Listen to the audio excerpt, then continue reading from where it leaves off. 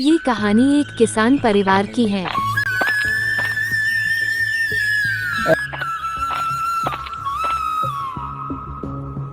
कहाँ चले गए पूरे में देखा कहीं पर नहीं मिल रहे हैं।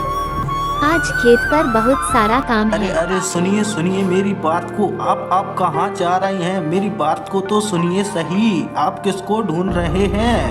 आप कौन है जी? मैं आपको नहीं जानती। मेरे पीछे पीछे क्यों आ रहे हैं और मेरा आप पीछा करे रहे हैं? मैं इस गांव में नया आया हुआ हूँ, मुझे कोई नहीं देखा, आप ही दिखे हैं। पर आप मुझे क्यों बता रहे हैं? आप इस गांव में नए हैं। अरे अरे तुम तो बुरा मान गई हो। मैं तो सिर्फ इसलिए कह रहा था कि तुम एक बार याद करोगे और मैं तुम्हारे सामने हाजिर होऊंगा और थोड़ी जान पहचान भी बढ़ जाएगी अपनी। मुझे किसी से कोई पहचान नहीं करनी। अब मेरे पीछे आना बंद करके कुछ काम करें। ओहो, इतना ज्यादा क्यों सोच रहा है तू अपने आप के बारे में? लोगों की मदद करने का जमाना आजकल नहीं रहा मेरे भाई। इतना कुछ सुना के चली गई कि मुझसे अब काम भी नहीं बन रहा। चलो अब थोड़ा आराम ही कर लेते हैं। ओहो, उस महिला ने तो मेरा दिमाग खराब करके ही रख दिया। पता नहीं क्या क्या बातें सुना के गई और मेरा दिमाग खराब करके रख दिया। आखिर मुझे पता लगाना ही पड़ेगा कि आखिर वो महिला थी कौन और किसको ढूंढती फिर रही थी। ओहो, मैं किससे पूछूं? इधर पे तो कोई महिला दिखाई नहीं दे रही। आखिर मैं भी पागल हूँ जो मैं पंचायत में आके देख रहा हूँ। पंचायत में आकर वो महिला मुझे कहाँ से मिलेगी? मुझे कहीं गांव-गांव में देखना पड़ेगा। हो गया खेलते खेलते मजा आ गया बच्चों। तुम्हारी माँ भी तुम्हें ढूंढते हुए आ गई है बच्चों। आप सारे दिन से बच्चे के साथ खेल रहे हैं। मैंने आपको सभी जगह देखा, आप कहीं नहीं मिले। चलो काम तो सारी जिंदगी कर लेंगे, थोड़ा बच्चों के बारे में भी सोचा करे ना। आगे की कहानी जल्दी आने वाली है। अरे ये क्या मामला है? इतनी रात में बच्चे के रोने की आवाज कहाँ से आ रही है? हे भगवान, ये कोई भूत तो नहीं? कोई दया करो, यहाँ मत आना। मैं अपने पोते पोतियों के साथ बहुत डरी हुई हूँ। अरे बाप रे, ऊपर वाले मुझे बचाओ। भूत मेरे दरवाजे पर दस्तक दे रहा है। यहाँ से चले जाओ, दया करके मुझे नुकसान मत पहुंचाओ। अरे दरवाजा खोलिए! अरे दरवाजा खोलो! कोई है क्या? अरे मेरी बच्ची को ले लो! अरे दरवाजा खोलो! ले लो मेरी बच्ची को! मैं उसे देखकर यहाँ से चला जाऊंगा।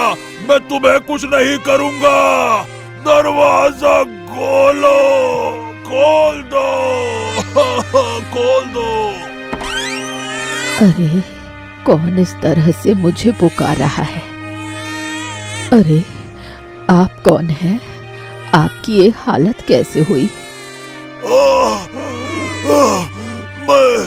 मैं एक डकैत हूँ। मेरा नाम शायद आपने सुना होगा, मंगल सिंह। इस राज्य का राजा मुझे ढूंढ रहा है। उसके सिपाहियों ने मुझ पर हमला किया। मेरी आपसे एक विनती है। मैं आपसे विनती करता हूँ कि कृपया मेरी बच्ची को पाल लीजिए। मुझे नहीं लगता कि अब मैं बच पाऊंगा। इसको रख लीजिए, ये अब आपकी बिटिया है। तुम मेरे घर में छुप जाओ, तब कोई तुम्हें नुकसान नहीं पहुंचा पाएगा। ये मुमकिन नहीं है बूढ़ी माँ। मैं एक डकैत हूँ। अगर सिपाही मुझे आपके घर में पकड़ लेंगे तो वो आपको नुकसान करेंगे। आपको मैं कुछ नहीं होने दे सकता क्योंकि आप मेरी बच्ची को संभालेंगी। मैं यहाँ से चला जाता हूँ। मैं जाता हूँ, लेकिन हाँ, मुझसे एक वादा कीजिए। मेरी बच्ची को गलती से भी मत बताना, गलती से भी मत बताना कि उसका पिता एक डकैत था। जा रहा हूँ मैं। तुम चिंता मत करो बेटे, जब तक मैं जिंदा हूँ तुम्हारी बच्ची को ये सच कभी पता नहीं चलेगा। मैं इसे अच्छे संस्कार दूंगी। दादी, आप आप चुपचाप लेटी रहिए। अगर आप शांत रहेंगी तो आपकी तकलीफ थोड़ी कम हो जाएगी। नहीं बेटा, 25 साल से मैंने ये बात अपने दिल में दबा कर रखी थी। आज मैं तुम्हें पूरी सच्चाई बता दूंगी। मैं अब ज्यादा देर तक जिंदा नहीं रहूंगी। तुमसे एक वादा चाहिए, तुम अपने 3 भाइयों का हमेशा ख्याल रखना। मैं वादा करती हूँ दादी, जब तक मैं जिंदा हूँ मेरे भाइयों को कोई नुकसान नहीं होगा।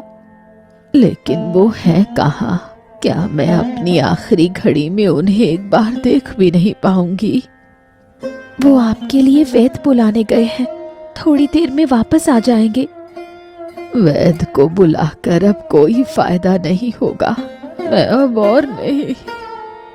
दादी आप बात कीजिए, हमें इस तरह छोड़कर मत जाइए। हाँ दीदी, कोई वैद्य नहीं मिला। तूफान के कारण कोई भी बाहर आने को तैयार ही नहीं है। अब वैद को बुलाने का कोई फायदा नहीं। दादी हमें हमेशा के लिए छोड़कर चली गई।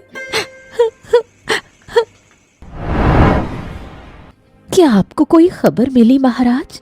राखी की दादी कल रात गुजर गई।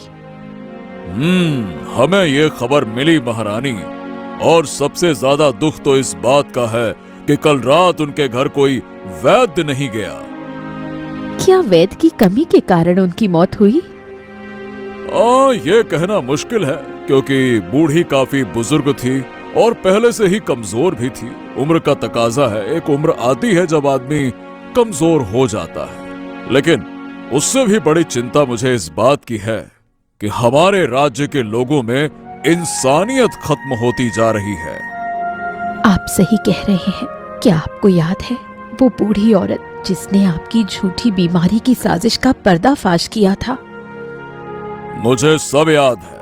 अगर उनके पोते वैद्य के पास जाने के बजाय हमारे पास आते तो? क्या आप कह रहे हैं कि